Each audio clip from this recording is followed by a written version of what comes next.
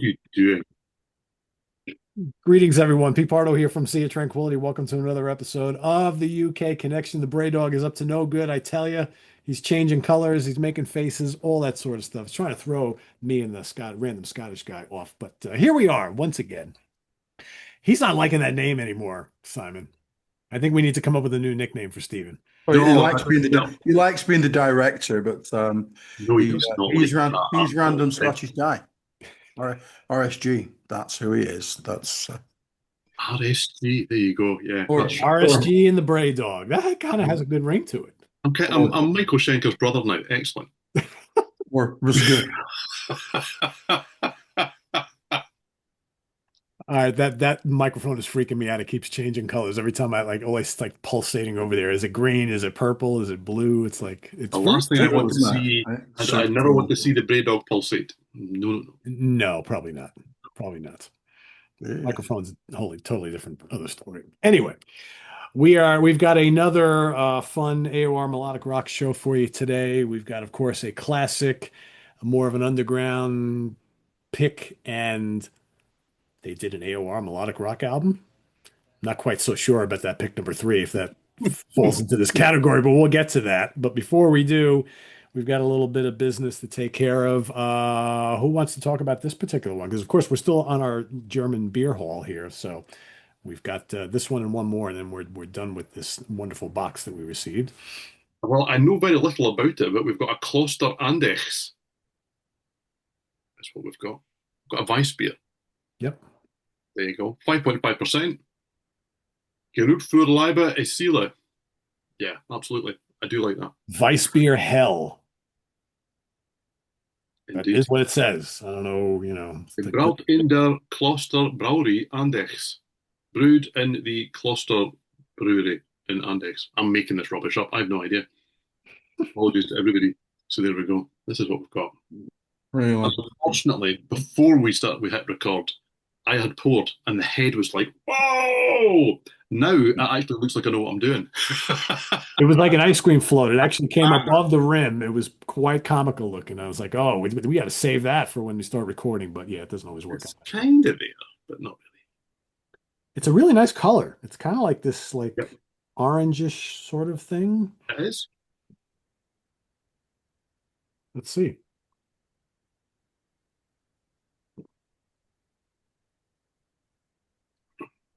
What do you think, Bray Dog?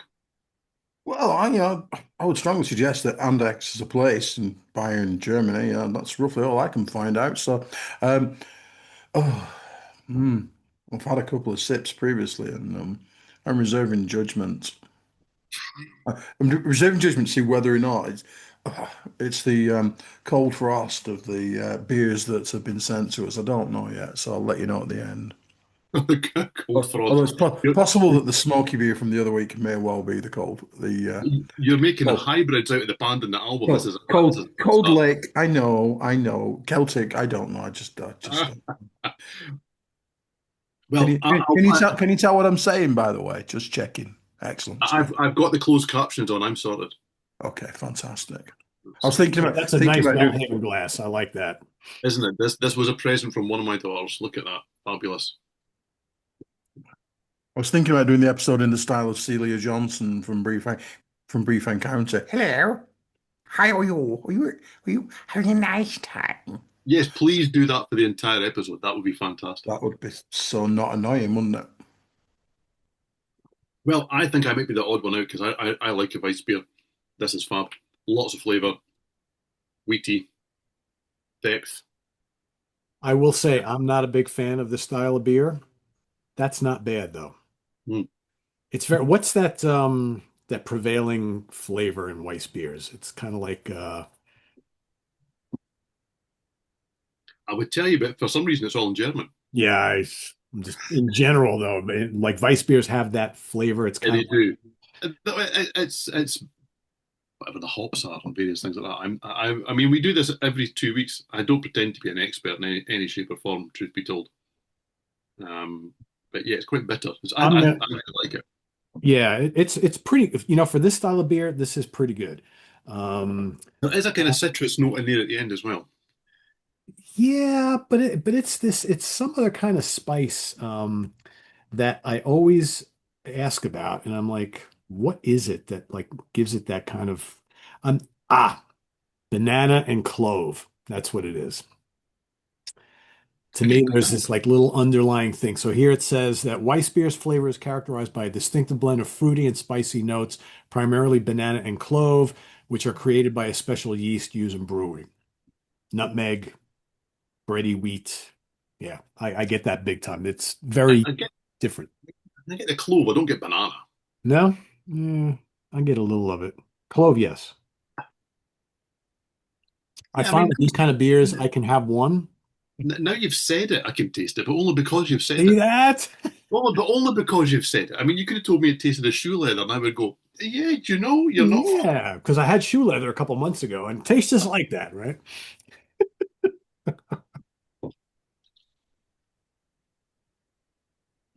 I don't think he's enjoying this beer all that much. No, no, that's reserving judgment is equal no. Okay, all right. Well, you can't win them all. I mean, we've so far we've had what, three that we loved, right? Was it three that Yep, we loved? yep. One that we universally did not like. And this one I'm okay with. It's not one of my favorites. Steven likes it a lot. I Simon, like it a lot. yeah, As Simon and as I you are can in the same place on this one. I as don't you can mind it. tell, I like it a lot. Yeah, it's okay. I mean, I'll enjoy this one. Now I know the last one we have left I've had before. That's really good. The one that's coming up next time is really good. So Yep. anyway, we've got three albums for you here today. Once again, I'm going to let Steven intro the first one, and I will say these are three very interesting picks. One I had never heard before, one I'm very, very familiar with, and one I would care to forget that I've ever had to listen to it in my life, but I did have to re-listen to it for this episode. So, hey, I was kind of hoping that maybe I would get a different perspective on it. We'll see if that is the case. See. Right, so let's do the classic, Yes. okay? And it is this thing of beauty here. It is Toto IV. Okay, I mean, basically everyone in the world recognizes the cover of this. It's got that kind of classic 80s scatter shot thing on the back. Very cool indeed. How nice is that? So this is Toto IV. It was released on April the 8th, 1982 through Columbia Records, and it was produced by Toto. The whole band apparently sat and produced the album. The band lineup was Bobby Kimball on lead vocals. This was his last album with the band, I think, until Mindfields in 1999. Steve Lukather on guitars and lead vocals. David Paish on keyboards and lead vocals. Steve Porcaro on keyboards and lead vocals. David Hungate on bass. And this was also his last album with the band for a longer time. Toto 14, he came back on 2015. We mentioned it last show. And obviously Jeff Porcaro on drums. Now, there are too many guests to mention on this album. Now, I mean, we've already mentioned a whole load of session musicians, let's be honest. So they had the contacts. So there are a million people in this. But I will say that Lenny Castro plays congas and percussion basically across the whole album. Yeah. So he really probably deserves the mention. Toto 4 was pretty much a kind of phenomenon. It won 3 Grammys, Album of the Year, Producer of the Year, and quite confusingly, Record of the Year, which I think actually means Single of the Year or just Song of the Year because Rosanna won that. It went 4 times platinum in the States. It went gold here in the UK, but it also went triple platinum in Canada, double platinum in Australia, and so on and so on and so on. This charted everywhere. Amazingly, even with those crazy big numbers, it did not get to number 1 in the States or the UK. It got to number 4 in both territories, although it did top the charts in the Netherlands, Switzerland, and Australia. Now, there were 3 singles from the album. There was Rosanna, which got to number 2 in the US and number 10 in the UK. Africa, which got to number 1 in the US and was the band's one and only number 1 hit single.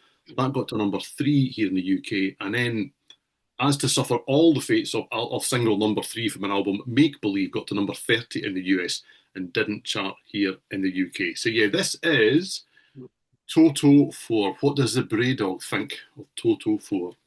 The Bray Dog would like to discuss the back cover first of all and the scatter shot. It's like geography teachers are us, isn't it? David Hungate in particular looks like he's just off to teach the fifth years, doesn't he? Whereas Steve Porcaro looks like he's the keyboard player from Kids from Fame. Nice. Um, and Jeff Porcaro looks a bit like Cliff Richard. So That's a bit. yeah. So yeah. The least rock and roll looking rock and roll band in the history of mankind. Um, I haven't listened to Toto IV for quite a while because we favorited least favorited Toto, didn't we? And as is always the way with when we do that, I then promptly never listen to those bands roughly ever again. Yeah, yeah. There's a reason why I nixed Highway to Hell. I just can't. Sorry. Anywho, um, Toto IV, yes.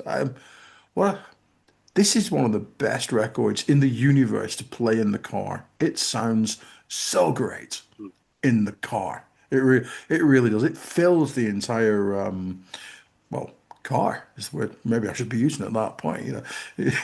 Just a great sounding record. You can see that they probably sat there and thought to themselves, this needs to sound good on the radio, you It know. does. And on the very rare occasions Toto come on our radio, and it always sounds great. And this is sounding great a bit in the car. It's also sounding great when I'm walking the dogs. It's just been sounding great all the time. That might give you the impression I'm going to say, well, it sounds great, but it's a bit shit. It's not. It's not a bit shit. It's a really good record.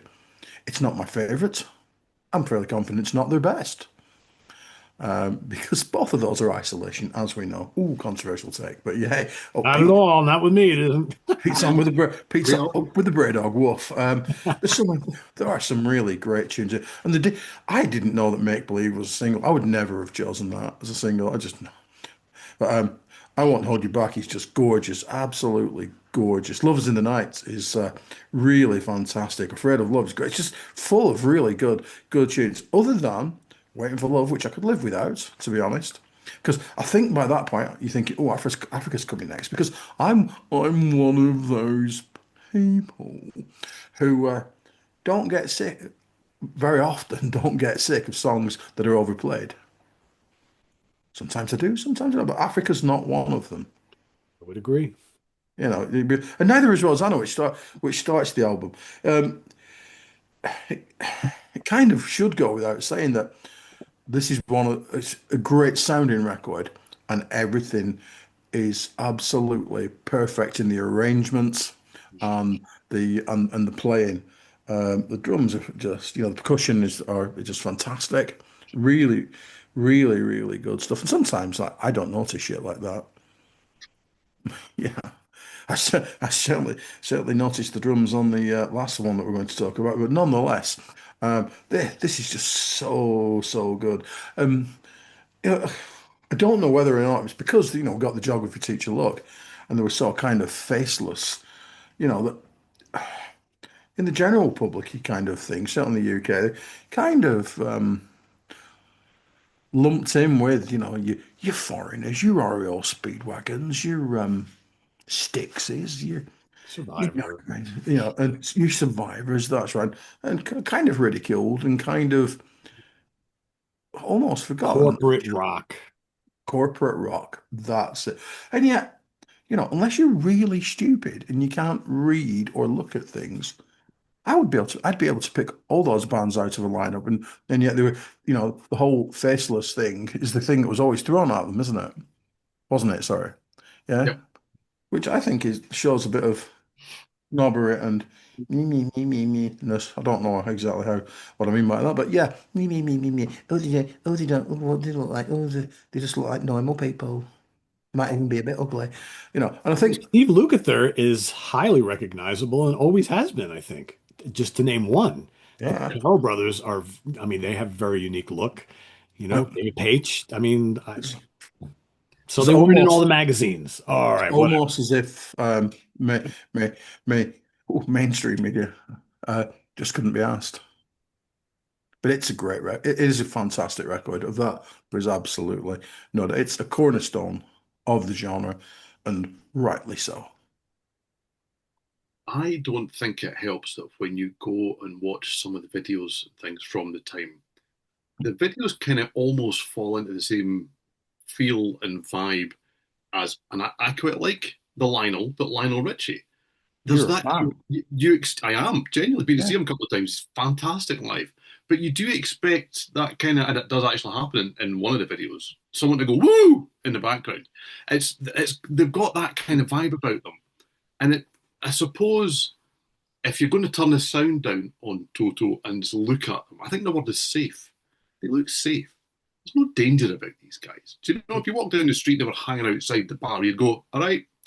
You wouldn't think, I better keep my head down because these guys are going to steal my wallet, kind of thing. Do you know? It's Well, I mean, to be honest, these guys were all studio cats who formed a band.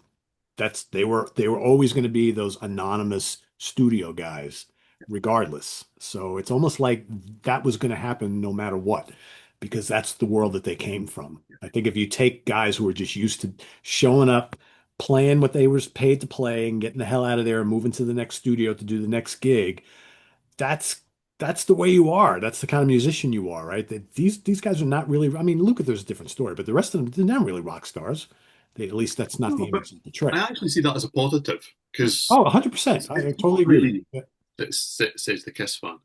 And even with that, I will say it's not really the image that does it for me. I'm not. Oh, look at that guy! Isn't he dangerous or crazy? It doesn't make me think. Oh, I need to go and buy the 7-inch single. If it doesn't sound good, I'm still not going to buy it. But anyway, that's just a different thing. So yeah, I was 8 when this was released, and I still remember Africa being everywhere. It was just one of those songs that was everywhere. Everybody knew it. It was on the television. It was just everywhere. And yet, oddly, I don't remember Rosanna in the same way at all. I was No, surprised it charted quite so high here because it didn't kind it of was have that. opposite here. Rosanna at the time was bigger than Africa. At least that's my perception. Here in the States, I think the legend of Africa has grown immensely over the years, while people have kind of forgotten about Rosanna. But I remember Rosanna being given more exposure here at the time. But since, I mean, Africa's still everywhere. No matter where you Yeah, go, yeah, you hear. absolutely. I mean, these are the recollections of an 8-year-old at the time, so I might be completely wrong. I just remember Yeah, Africa, you're probably spot and I on. I thought, mean, yeah. I don't remember Rosanna much at all. But it's one of the best tracks on the album. And you can, to me, it's the classics out of the singles, even though Africa's pretty phenomenal. Oh, Jeff Porcaro can groove. Can that Yeah. man Oh, groove? yeah. Oh, it's just he's doing so little and doing so much, and he's doing so much and doing so little at the same time. There's a complete contradiction going on because he is busy, he is doing a lot, and yet he's not all over the place. He's not filling all the gaps. He's not overplaying. He just happens to be able to bring a style and a groove and panache to everything whilst holding it all in place. It's just masterful. Yeah, I mean, what Simon's already said, would I choose Make Believe as a single? Probably not. I don't think. I Won't Hold You Back is, I think, the third single from the album. It's the pre-power ballad, power ballad, is what it is. It's kind of doing that thing before it's a thing. Um, and yeah, it's funny, Waiting for Love, my other half walked in when I was listening to this album in preparation. She walked in and went, whoa, it's 1980. It's just, and it is that. And I guess if there's an issue with this, is that maybe even more than the earlier Toto albums, this album screams of when it's from. Screams of when it's from. And yet, I'm a hypocrite because I quite like that in an album. I like an album to sound like when it was recorded because it was recorded then. And albums that were being released in the early 80s that were trying to sound like the 70s sound a bit hackneyed because it's just, it had already been done by that stage. And yet, hindsight would tell you that the 80s all sounds dated and a bit rubbish, and yet it sounds magnificent. But it sounds like when it was recorded. I think it probably holds it back a little bit now, to be fair, and it's maybe why, even though I like it a lot, it's not the Toto albums that I go back to very much. Maybe I also know it too well. I don't know. Um, but this is great. It's a masterful album. It's so well put together, and Africa is glorious. Yeah. For all you've overheard it, I love the cover too. It's like a prog rock cover. Is what we've got here. This is not a kind of AOR West Coast kind of looking album. I suppose with hindsight now, it's just maybe a little too smooth. It's maybe a little too honed. It's maybe a little too perfect. And yet, when I put on, not necessarily all, but most of the songs from this album, would I change them in any way? Absolutely not. Not one iota. So yeah, it's a great album, but the Bray Dogs already said it. Not my favourite. And I will argue not the best. But it's a really good album. I mean, I agree 100% with both of you. It's their biggest album. It's not their best album, in my opinion. It might not even be a top three for me from them, but I really like it a lot. I mean, it's start to finish. It's got great songs. Steven kind of hinted a little bit something just a minute ago. I think for me, I always felt this album was a little slick and maybe doesn't rock enough. I mean, they have a lot of albums that kind of fall into that category, right? But I like the albums from them that rock a little bit more. They tend to be my favorites. I mean, Simon mentioned Isolation. That's what I want in my Toto. That album to me is Toto exactly the way I want them. The big ballsy guitars, the soaring vocals, catchy songs. Not that this doesn't do some of that stuff too, but there's great songs on here. The hits are amazing. I sometimes get down on hits a little bit, but the hits on this album are great. Rosanna is great. Africa is an amazing song. I've heard it a million times. I never ever turn it off, ever. There are other big, huge songs that as soon as I hear the first 2 seconds, I'm like, nope, I'm not hearing that again. Never with this, never. I Won't Hold You Back, I think, in my opinion, should have been a bigger hit on this album. It's definitely got the it factor as far as power ballads go. But the deep cuts are great. Good For You is upbeat, fun. Make Believe is great. Afraid of Love is great. I love Lovers in the Night. That's so good. We Made It is lots of fun. What's really great about this band, regardless of the lineup, you always have like three singers at least. Yeah. Bobby Kimball is awesome on this album.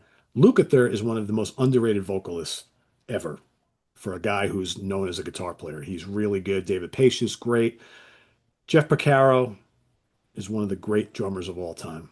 That I don't, he's well respected, but he's not like when you get into these conversations like, who's the greatest drummer of all time? Nobody ever brings him up. But his stuff with Toto, his stuff with Steely Dan, and all sorts of other, I mean, he is top notch. Really, really good. Yeah, it's a great album. I like it a lot. Not my favorite, not their best, although most of the universe seems to think so based on sales, right? But that doesn't mean a hell of a lot sometimes. But it's definitely more pop and funk oriented, but it's great. It's really good. I had fun revisiting this once again because I think, like Simon mentioned, I hadn't listened to this in a while. Because when I reach for Toto, I very rarely go for this one. And I don't know whether it's because I've heard it too much or because of the fact that it doesn't rock as much as I'd like it to. Great songs are great songs. And when you're talking about AOR melodic rock, sometimes some of these albums don't rock as much as we like them to. But if the melodies are there, if the songs are memorable, we tend to overlook that a little bit and just say, hey, great songs are great songs. Anyway, so yeah. Okay, so that brings us on to the underground classic, and as that also tends to do, it moves us forward in time somewhat. So if somebody's got a bit of show and tell, because I do not, this is the self-titled debut from Pride of Lions. Thank you very much. Released in 2003, and the first of what I believe is now 7 studio albums. It was released through Frontiers, and obviously being released in 2003, it made no impact anywhere, basically, outside of AOR circles, where it is highly regarded as the band are in general. There was a single released, Sound of Home, but I think it was one of those kind of more, let's put a single out there so that people hopefully know this exists rather than expecting it to be a hit. And the band lineup was Jim Petterick on guitars, obviously from Survivor, and a whole host of other things, most of which the people that I'm going to mention were also involved in, or at least some of them were. Toby Hitchcock on vocals. He's probably also best known for having a few solo albums after this. Mike Aquino on guitars. He worked with Dennis DeYoung. And then we get into that link of Jimmy Jamison, Mecca. Most of the guys here have done this too. Christian Cullen on keyboards. Clem Hayes on bass. And then you get 2 drummers across this album, Ed Breckenfield and Hilary Jones, who kind of share drum duties as the album moves on. And that is Pride of Lions by Pride of Lions.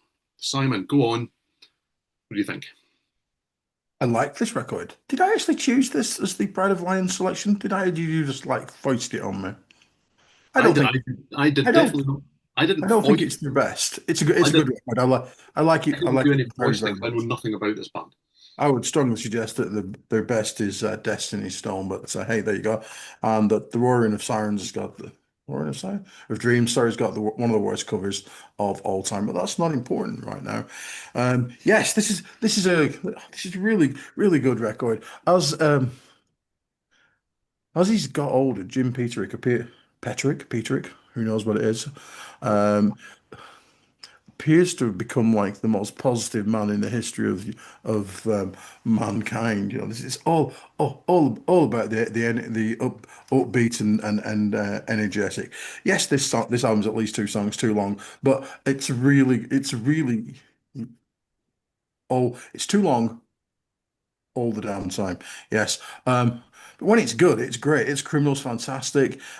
She's Gone. That's the vocal on that is absolutely brilliant. You know, quite a lot of people say, "Ooh, Toby Hitchcock, he sounds like he should be in the West End." You know, he sounds like he should be on the stage. And um, there's no wrong with being able to enunciate properly as far as the Bray Dog is concerned. I should try it myself sometimes. Hmm, yeah. Okay. She's such is life, eh? But the first what would be first side of what would be the vinyl from It's Criminal to Unbreakable is great. It really is. Side one, as we would like to call it. Pride Line's beautiful. Sound of Home. Mm, single-tastic if we're still going down that route. You know, I could get rid of a couple on side two towards the end, and then to be fair, it does go straight into Andrew Lloyd Webberville with Music and Me at the end. La. But the guitar work is great. You know, clearly he must have been so pissed off being a keyboard player in Survivor because he just wants to play guitar, lots of it. And here's the problem, kids. He wants to sing as well. And he's not as good a singer as Toby Hitchcock. And sometimes um, you, he throws in the ad libs towards the end of the song that really don't need to be there. You know, don't let the music get you crying. Don't let it cry. Don't stop crying. Oh, it's crying. Everything's crying. Oh, shut up. Just get off. I know it's your record, but get off. You know what I mean? You've got a really, really good singer. Just let him sing. Yeah. You know, that's the only drawback with Pride of Lions. What I would say about Pride of Lions is that they are progressively samey as they go along. You've heard them all. You've probably heard them all. But just while I'm in Pride of Lions mode, if you ever get the chance to listen to Tall Ships from the Roaring of Dreams, sorry, it's brilliant. Absolutely brilliant. Because it's called Tall Ships, right? And when they say "Baby, we're all tall ships," it goes "Woot, woot," as if Admiral Nelson had turned up. It's fucking hilarious every single time. It's absolutely brilliant. It really I is. have to hear this.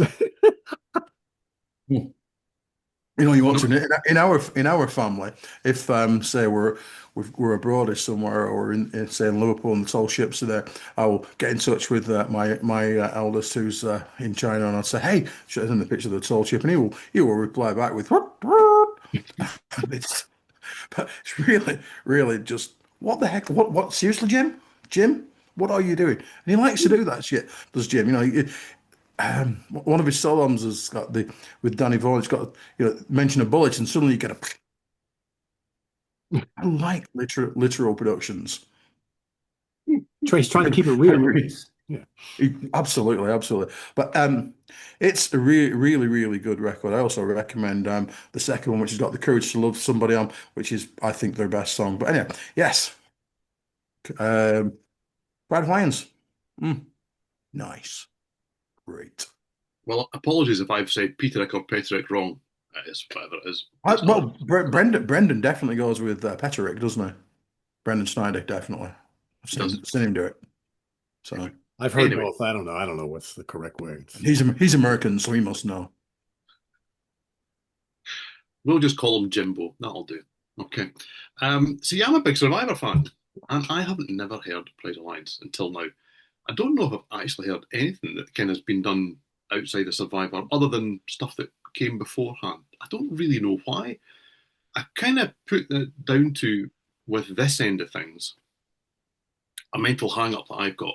I've definitely got it. That melodic rock in my head became, I've already used safe for the Toto album, and it's safe in a way that I really like. But it became, I don't want to say predictable, but it's predictable. It, you kind of knew what you were going to get with an awful lot of these kind of bands. And that kind of happened from the 90s onwards for me, and especially if the F word was involved. Frontiers. As soon as you kind of add melodic rock with Frontiers, I kind of thought, well, do you know what? I've probably heard this already, even though I don't have it. So this was fun because I went in with an open mind because I knew that I liked Jimbo. I knew that that was going to be a good thing. And reading a little bit about his thought behind doing Pride Alliance before I went and listened to this album, I was quite intrigued because he felt it was like going back to why Survivor kind of formed. Because exactly what Simon has mentioned, he was kind of just the keyboard player. Whereas really at the start, he was co-singing, playing a bit of guitar, all this kind of stuff. And he's definitely kind of much more leading what goes on here. And there's also there's a fairy tale story of how him and Toby Hitchcock got together because he was playing a popcorn festival. Is this a thing, Pete?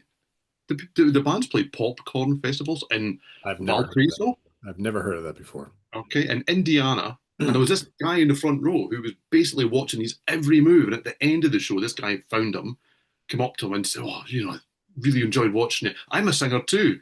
And Jim's reply was, "That's nice." I think it's a fair reply from a guy like that who's heard all this kind of stuff before. There was a bit of small talking. That was that. Toby went that way and Jim went that way. And then his niece who's obviously in the business in some shape or form, was, I think, doing an audition for a Dick Clark kind of thing that never actually came to fruition. And one of the people that she was auditioning with really impressed her, and she phoned her uncle and said, "You've got to hear this guy, Toby Hitchcock, that you met at that popcorn festival." And he did. He took her recommendation and they met. And he went, "Wow, you're amazing." And that's how this band came together. So with all this backstory, I thought, do you know what? This is going to be absolutely fantastic. And it's criminal. Well, it's criminal. I've never heard that before because it's absolutely superb. You do get kind of twin vocals that are blazing guitars. It's catchy. It's a little bit like Survivor. But why wouldn't it be? Do you know? I'm okay with that. With people who have been in big bands who are no longer in them for whatever reason, they come out of those and people go, "Okay, it just sounds like the band he was in." Of course it bloody does. What else is it kind of going to sound like? And Hitchcock can sing. I mean, it's a great way to introduce the album. I really like it. As I say, Sound of Home, I don't know if it was a single. I mean, you look on Discogs, it's marked as a single. It was definitely the video track. So I went and found the video and I thought, oh, look, they've got Joe Pasquale in the band too. No, that is Jim Petterick. It's really quite bizarre. That'll mean nothing to you at all there, Pete. But it's just, he's an absolute dead ringer for him at that point. But it's got a kind of uplifting soundtrack vibe. And it's interesting because, as always, we have not crossed over notes-wise here at all. Simon knows this album and this band well, and I do not. And I got a bit of John Payne from Toby Hitchcock's vocals, not necessarily in the pitch and the way that they land, but in that kind of theatrical delivery.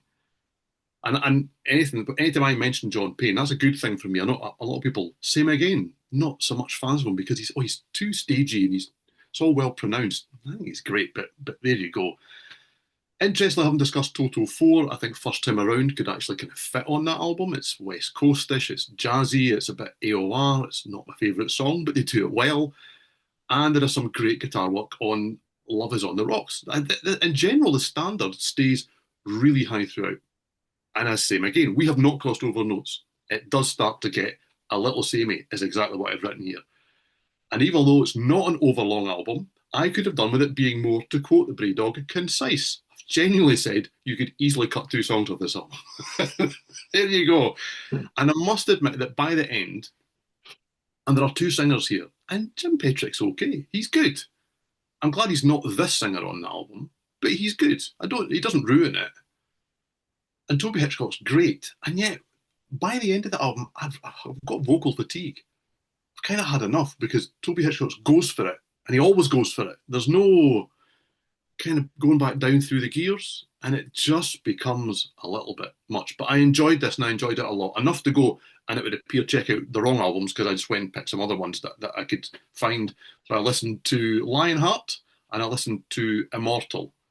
And I like them all. And I do like that on, not all, but most of these albums, Jim Petrick gives kind of headline billing to Toby Hitchcock. Both of their names are under the band name.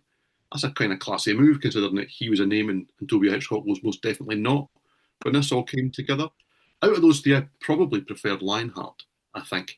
But whilst I really enjoyed all of them, I was kind of left with that feeling of I don't necessarily need to own any of them. But I definitely hear, I need to hear that. So there's another one I've got to definitely hear. And I know that Simon's already suggested that there is a different one that's better than any of these. So I'll give that a listen too. That's how much I like this. I want to like them. Does that make sense? Yeah. Oh, yeah. So, Yeah. that's me. Yeah, I had never heard, well, I had never heard this album, but I had never heard the band until I think Simon reviewed, it might have been Lionheart on our website whenever that came out, 10, 15 years ago. I don't even remember. And he gave it a really good review. And I was like, I've never listened to this band. And he was like, you should check them out. They're really good. And I went and listened to that album and I was pleasantly surprised, and I liked it, but I didn't buy it. And I hadn't bought anything from this band, but it's one of those bands that I always was kind of like, I should dive into the catalog. I should dive into the catalog. So I was kind of glad when this was put on this particular episode. I enjoy this album. I think it's really good. I agree with a lot of what you said. I think Toby is a great singer. It's almost like, and Jim is fine on this album, but I almost wish they just gave Toby the reins to do the whole thing. Uh, would have made more sense to me. I also agree 100% that there's probably two songs too many on here. For me, there's a couple too many ballads and mellow tracks, but they're well done. I don't dislike them. Uh, but for me, the more upbeat stuff is really more in my wheelhouse. Like It's Criminal is great. It's catchy, rocks, really like it. I do like She's Gone, one of the more ballady tracks. I think it's really good. Interrupted Melody, to me, could be a long lost Survivor song. It's really good. Like it a lot. Sound of Home is terrific. That's how you do melodic, soaring AOR. It's very well done. Really good. I like Unbreakable. That's kind of a little more dramatic. It also rocks. Great guitar work on there. Madness of Love. It's got a ripping guitar solo. There's some really good guitar work on this album, you know? Love is on the Rocks. Reminds me of Toto. I like it. Good album. Couple tracks too many, but I think it's quality stuff. If you like this style of music, you'll really like this band if you haven't heard them. And again, one of those bands that this is the 2000s already. Stuff like this is really not getting a lot of attention. This band comes out in like 1986, 87, 88. You never know. Good stuff, though. So that brings us to the moment you've all been waiting for. Well, it brings us to the one, and it is a question. We don't really put the question mark at the end, but it is a question. They made an AOR album, and what we mean by that is it's a band that are not known for even being really discussed in this kind of style. Not at all. So we are. This is my fault. I definitely brought this one to the party. This is from 1988. This is, what a logo, it's great. This is Celtic Frost with Cold Lake. Okay. All right. Certainly look the part, don't they? They absolutely look the part. Yes, they do. This was released on Noise Records, and it was, well, it's the band's fourth album. It's really not, but there you go. You look it up and everyone tells you it's the fourth album, but Morbid Tales is an EP, and then they joined the EPs together and re-released them. It's album number 3 or number 4, depending on what you want to class. And I would be very surprised if this charted anywhere. And I would include the Noise Records offices here. I don't even think they had it in their top 1 or 2 or 20 of albums that were released the day that this came out. Okay, that's all I'm going to say. There does appear to have been a promo single from this, which was Cherry Orchards, but I don't think it went beyond the kind of promo part. And it was produced by Tony Platt, who's worked with AC/DC, he's worked with Cheap Trick, he's worked with Sparks, he's worked with Shy, he's worked with lots and lots of people as an engineer, as a producer, lots of different things.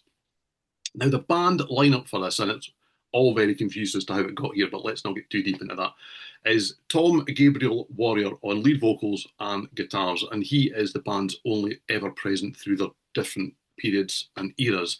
You have Oliver Amberg on guitars, and you have Kurt Victor Bryant on bass, and both of these guys were making their recorded debut with Celtic Frost here. Then you have Stephen Priestley on drums, and he had been with the band really early on. He'd played on some of the kind of Emperor's Return EP. Then he left and returned just in time for this crowning glory called Cold Lake. Now, in many ways, I'm not getting ahead of myself here because anyone knows this album knows this. This was the beginning of the end of the first era of Celtic Frost, even though they arguably very nearly never even got here because the band were kind of finished and then they were kind of reinvented again. And I would suggest that fans, critics, and Tom G. Warrior all panned this album from the moment it was released. Go on then, Simon. What do you think of the joys of Cold Lake? Hold the album up. Hold it up. Come on, show me. Can I ask, did you pay actual English/Scottish pounds for that? Did you? Do you know that I think I paid something like £3.50 for this album many, many moons ago? So allowing for inflation, probably about a tenner. And I would suggest if you go on Discogs, it was a good sound investment.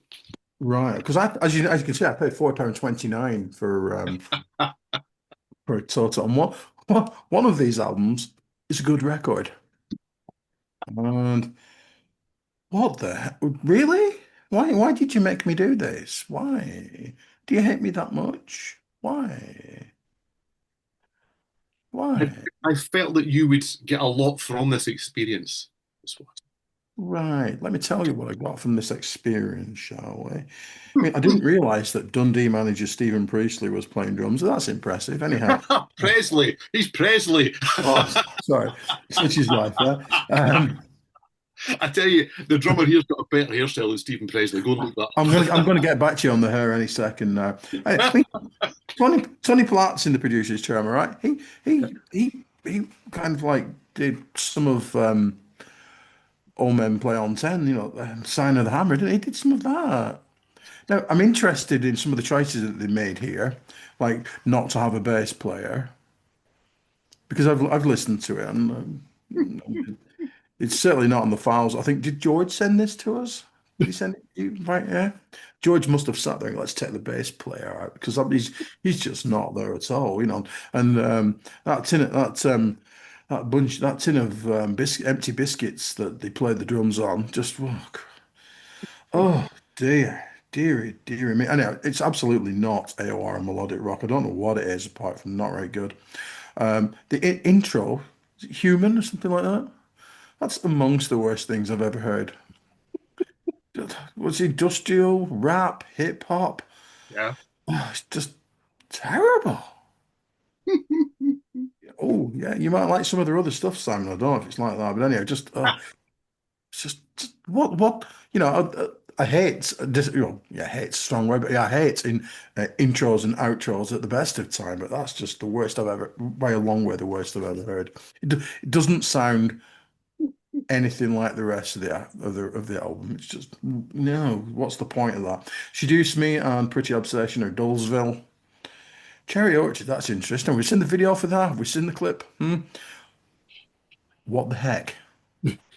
Well, seriously, what the heck's going on there? Pause me now. Go and watch it. Because you show the picture of them on the back again.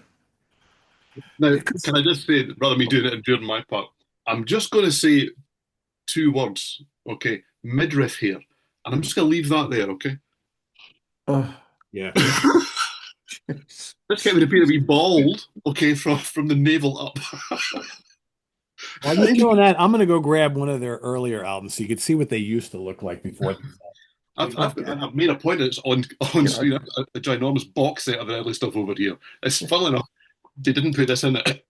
Oh, weird, isn't it? I mean, they do look like what maybe like Kiss, like should have been on Lick It Up or something. Just terrible. But the close up of Mr. the Warrior. Oh right, that's That's the Manowar years, isn't it? The close up of Mister the Warrior, he's filmed as in like this kind of like noir-y gauze kind of thing. You think, well, he's not the best looking man on the face of the earth, is he? It's just ridiculous, And yet the wacky funstering it up, aren't they? Yeah, we're a bunch of wacky funsters.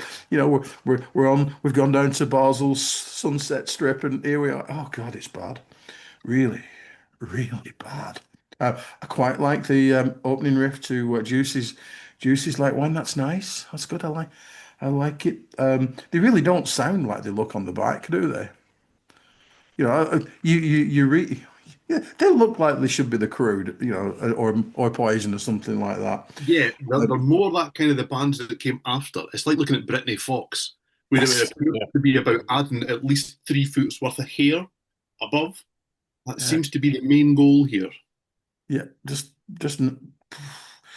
they don't sound like it, but I'll tell you what they do sound like. They sound like a crap junkyard. That's what I wrote. That's what I wrote. And in big capitals, with a big circle around, I just wrote Thor. They sound like Thor. And ordinarily, I quite like Thor, but not on this. I just want to touch upon before I let somebody else speak. On the thing that on the download that we were sent, there's a version on the end which I believe is not actually live, but is presented as live of Wall of Voodoo's Mexican radio. I like Wall of Voodoo. I have a friend who used to be obsessed, utterly obsessed with Wall of Voodoo and Stan Ridgway, and I had to listen to it several times to make sure it was actually the same song. Because it should go, I'm on a Mexican radio. Whoa. And it doesn't. It really doesn't. There's no tune to it whatsoever. Well, it does. Just what the heck? Yeah. What were they on when they made this? I mean, you've informed me that their other stuff is better / different. I'll tell you right now, I will be not checking it out under any circumstances. Well, what was the comment that I made, though? The comment I made was, you may actually like this more than anything else they've done. You did actually say that. You did actually say that. Because yeah. I can't imagine much that Celtic Frost did really connecting with the Bray Dog. But I enjoyed bringing this album for everyone. Do you remember your first question after you'd heard this? And we don't cross over on what we think, but I don't think you can help yourself. I don't think you've mentioned this before. Was it really pithy and witty? Of course it was. Was it sweary? No. Oh, that's all right then. What was it? The first question you asked after I managed to source this through, I think, Mr. Lemmy for you was, is this a parody record? That was a genuine question. You weren't being a smart ass at that point. You were genuinely going, are they taking the piss here? And the problem is that they weren't. That's the problem. What I've discovered with this, because YouTube's a fascinating place, is that the internet and time are strange things. Because if you do have a look around the web, there are lots of comments on YouTube, for example, or reviews at Metal Encyclopedia, if you ever go there. And that's a fascinating place because people review it through the years. So you get reviews there that are 10, 15, 20 years old, and you get reviews that were put up last week. And this is one of these albums, as Pete hinted at actually when we spoke about what we were doing in this show, that people have gone and reappraised.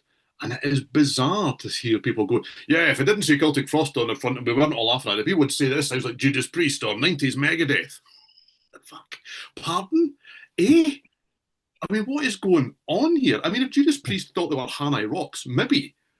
Do you know, it is just the kind of bizarrest thing because although none of this sounds like sleaze rock or sleaze metal or whatever you want to call it, it kind of wants to. That seems to be the ethos that is going on here. It wants to be grimy Sunset Strip kind of, aren't we dangerous? Don't we wear our lovely jeans? Don't we wear them undone to our anyway, right? And that seems to be the whole ethos of what isn't happening here. Because, I mean, the intro is just garbage. It's not rock rap. It's not rap. It's not rock. It's just nonsense. But the riff to Cherry Orchard is pretty cool. The main riff to Pretty Obsession is okay, but once it veers from the main idea, once it veers out of that riff, it just utterly falls apart because you can tell that half the band don't really know what this is meant to be. they're basically going, so I do what now? What do I do now? And so it's meant to sound like this. I'm not so, but you guys know about this style. I don't, because Tom G. Warrior basically at this stage had gone, I don't need Celtic Frost anymore because I'm doing it all. I write all the songs, I organize everything, I'm running the band, I'm keeping it together, it's done.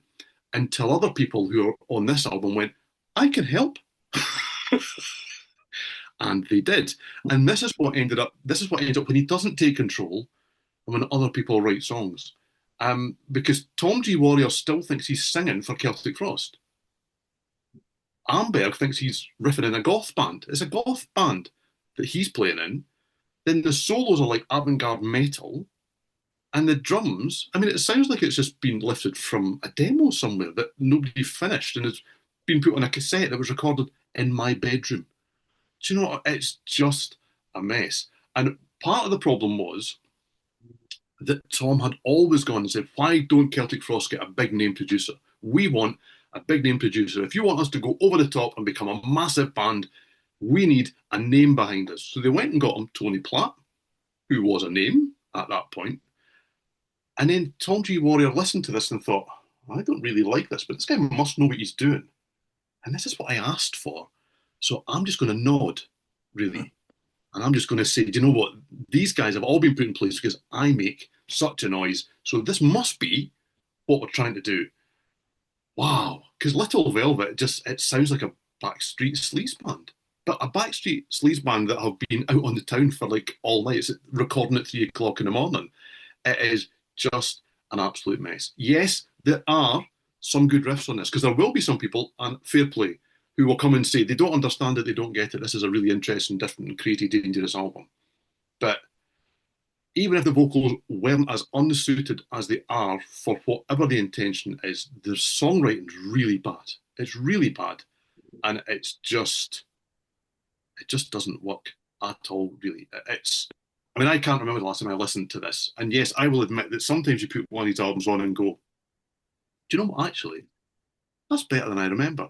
And it isn't. And I don't like to laugh. I mean, I do genuinely. I've made a point of putting it on the camera. I have got the recently released ginormous Celtic Frost box set over here in the corner because I love Celtic Frost. Okay, and the early stuff is fantastic, and this is rubbish. Okay, this is terrible, and they know it's terrible. It's not many bands that release an album and go, "Nah, we don't want anything to do with that at all." And all these years later, they still don't. Where to begin? So I was one of the many people who jumped on the Celtic Frost bandwagon from the very early days. So I was on board with Morbid Tales, Emperor's Return, this beast of an album, even into the Pandemonium, right? Which is kind of like a weird transition album. I mean, this band were groundbreaking. It's like doom, death metal, black metal, avant-garde metal, all kind of twisted together into this sound that nobody's ever really duplicated. I mean, they came out of the ashes of Hellhammer, who were, also really, really cool. And I can tell you, when this album came out, we were mortified. Fans were absolutely mortified. What is this crap? Now, granted, the In the Pandemonium album also had some weirdness to it. So Simon Mexican Radio was originally on that album. They decided to do it again for this album and make it even worse because we were also thinking that's kind of a weird choice of a cover. They kind of made it their own, sort of, but it was quite frankly one of my least favorite songs on the album. They were doing some other weirdness on that album, but it was still heavy. It still sounded like Celtic Frost. Um, that opening bit on this album is God, it's worse than I remembered. I hadn't listened to this album in years, and I was like, shit, I think I hate this album more now than I ever did. It's really not good. And yeah, it's not an AOR or melodic rock album. I don't know what it is. Steven hit the nail on the head. It's wanting to be a sleaze metal album, but it doesn't even succeed at that. I mean, first of all, Tom's vocals are completely not suited for this style of music, whatever the hell you want to call it. I think honestly, there are some pretty good riffs on this album. Production is not good. I think Tom's vocals is the worst aspect of this album by far. And I like him a lot. I think he's got really unique vocal style, totally not suited for this. And he's trying to fit his voice into this style of music. And occasionally he lets the old Tom G. Warrior come out. You occasionally get the hey coming out. And I'm just like, oh, that doesn't belong here, Tom, on this style of music. It's just not good. The drums sound like shit. Um, I mean, Petty Obsession is kind of a cool riffy song, but then the vocals come in, terrible. Once They Were Eagles, to me, is probably the best song on here. Tom's kind of using his normal voice in there, and it's okay. Um, Cherry Orchard sounds like it's trying to be Motley Crue, but then you got him coming in with the vocals, doesn't match, and then these female vocals show up that totally don't fit the song either. Oh, it's a mess. Um, Little Velvet is completely unlistenable. Blood on Kisses, some cool riffs, vocals are terrible. Downtown Hanoi, Dance Sleazy, it's all terrible. Um, Mexican Radio is awful on here. It's even worse than the album before. Roses Without Thorns, Tease Me. I don't even, I don't know what to say. This is garbage, as Steven said. That's what this is. This is a really bad album. And for all the people who are saying, oh, but it's after all these years, it's aged very well. It's not as bad as we used to think. No, it's worse than we used to think. There's just no getting around it. It's not good. This is a catalog, with the exception of this album, that has some absolute pillars of the genre. This was just a mistake. I don't know what they were thinking. I don't know what the producer was thinking. Noise Records must have gotten this and been horrified. Like, how are we going to sell this? And it didn't. It tanked miserably. And it's a shame because the album cover is kind of cool. I kind of like the look of the logo and something. That's kind of cool looking, right? It's kind of ominous looking. Then you turn it over, you're like, oh, what's going on here? And then you actually put it on, and you're like, oh, this is not the Celtic Frost I know and love. And it destroyed their career.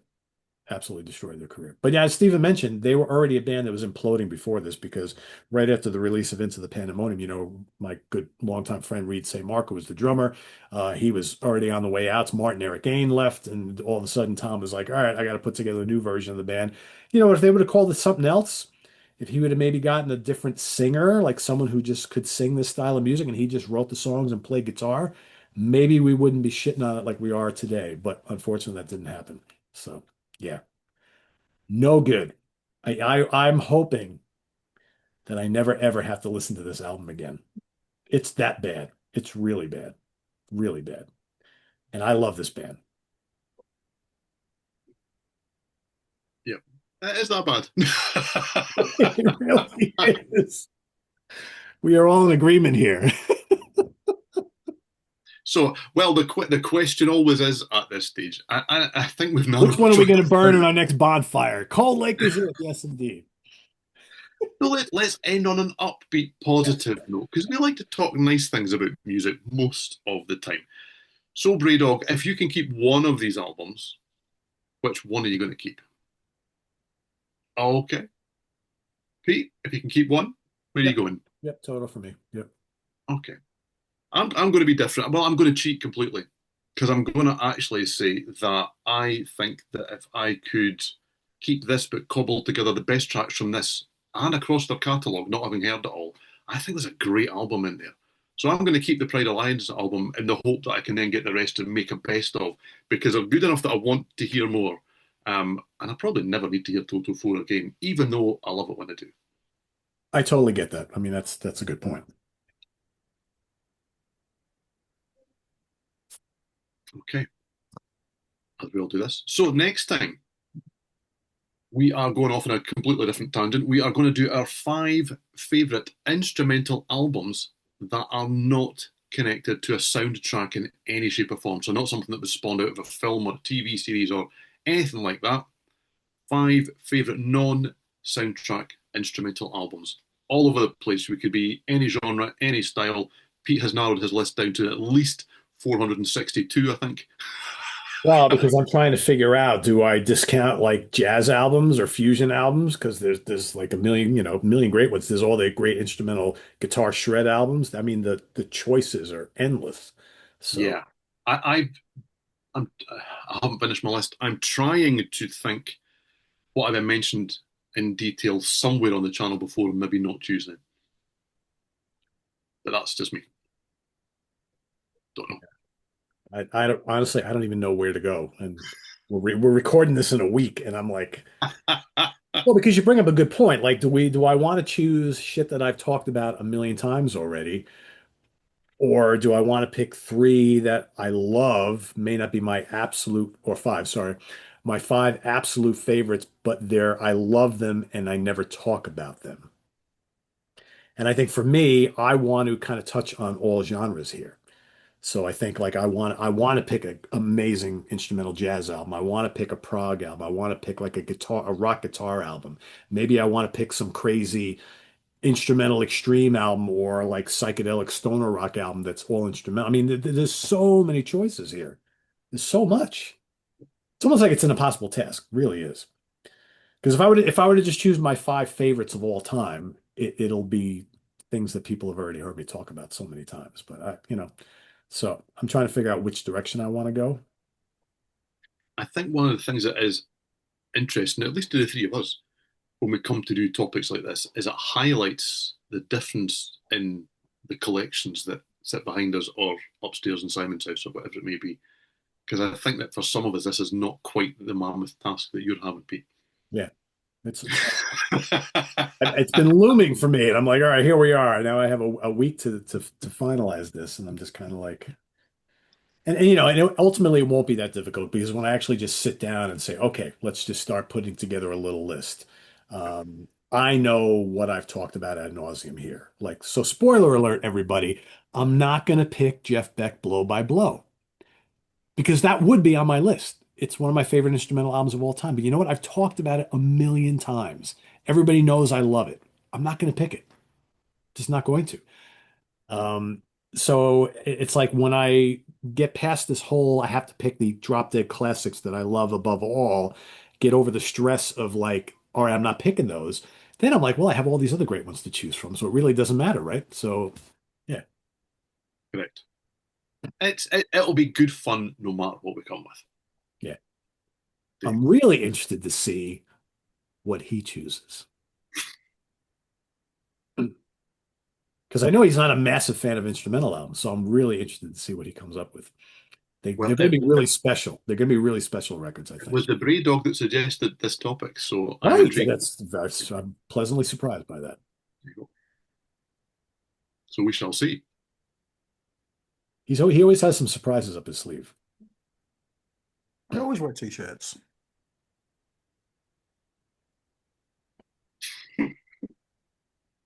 And we'll be having a Hofbrau next time. Oops, I spoiled it. Sorry. And this is the point where you say all those things that I can never remember to say on from the UK Connection. Exactly. One of these days you'll get it down. I won't. I've just no interest in it. Just don't think I haven't noticed that every show that whoever does without me, everybody's still reading from a script. And I'm like, I notice. You think I don't see George LeMay looking off camera and reading, or Jamie Laszlo, whatever? Everybody's still doing that. I get See, it. this is why we don't do it. We don't have a script, so we just don't do it. Right. It's like, fuck it. I'm not gonna, I'll never remember it all. And I don't want to look like I'm reading. So it's like, yeah. I think as long as I point at some stage, I've kind of done it in spirit. Yes. Speaking, do you guys have another episode of From the UK Connection in the works? We do. What are we doing, Bray Dog? We are reviewing the current Saxon tour that's on for another few days here in the UK. So yeah. So we will be out of sync a little bit because it'll be dropping a little bit earlier than usual. Okay, nothing wrong with that. I understand that Simon was approached by quite a few fans of the channel at that Saxon show, right? It was indeed, and as you know, I now have to woof at everyone. Oh, okay. I don't have to woof, but I did have to explain to a very kind viewer that yes, I had driven to this show, and hopefully my car would not have been set on fire by the time that I got back to it. Thank you very much for coming and saying hello. Don't you love that some of our longtime viewers never forget these stories? Well, I never said that to the gentleman, but that was exactly what I said when I got back to the car. Was he must have been watching us a long time, so thank you very much indeed. Yes, that was a while ago, right? Yeah. Some people never forget stuff. They bring up stuff in the comments that I forgot that I even said like 5, 6, 7 years ago. It took me a second or two to click. I was like, oh, I see what you mean.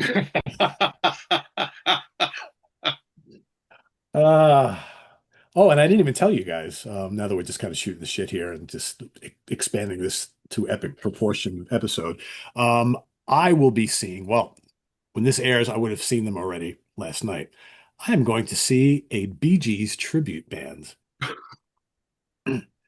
that play in Las Vegas all the time, and they're apparently amazing. So I'm taking my wife and my mother to see them.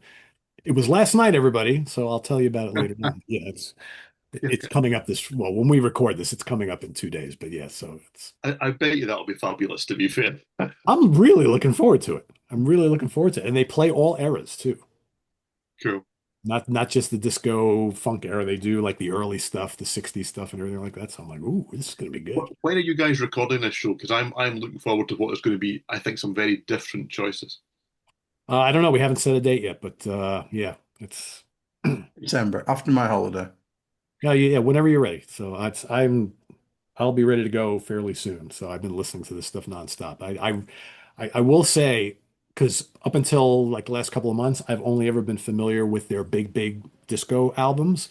Listening to all the 60s and early 70s stuff has really opened my eyes up to the greatness of this band because there's really great stuff there that's way different than anything I ever anticipated.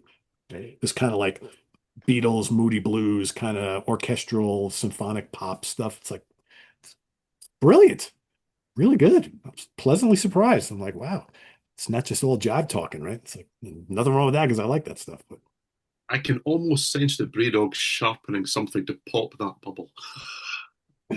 It's going to be a good show. It's going to be a yeah, good show. I'm sure. Yeah. So that's all coming up, folks. I guess sometime before the holidays. So before you know it, so join Simon, Grant, Arthur, and myself when we talk about the albums of the Bee Gees coming up sometime in December. So, but till then, visit us on the web at www.seatranquility.org. We're on Facebook, YouTube, and Instagram all the damn time. Please subscribe if you haven't already and click on that notification bell so you get alerted of all of our content as a post. And please do hit the like button before you leave. Also, down below, we got the links to all those places that you can go and help us out here on the channel. It's always greatly appreciated. Blah, blah, blah, blah, blah, blah. Yeah, the white beer is getting to me already. That's a big bottle. That's big. That's a big bottle for me. Yeah, so I'm feeling it. So anyway, and thanks for the beer once again, our good friend. Yes. Yes, it's David. David. Yes, greatly appreciated. We got one left. I can tell you right now, I really like the last one that we haven't opened yet because I've had it before and it's quite good. So that'll be on the next episode. Till then, for Simon Bray and Steven Reid, I am Pete Pardo. Thanks for watching. Rank these albums as you like them in the comments below, or any thoughts you have on them. Which one you would take with you if you could only take one of the three. And for all of you Cold Lake haters, tell us why down in the comments below. We'll see you all soon. Take care, everybody. Bye bye.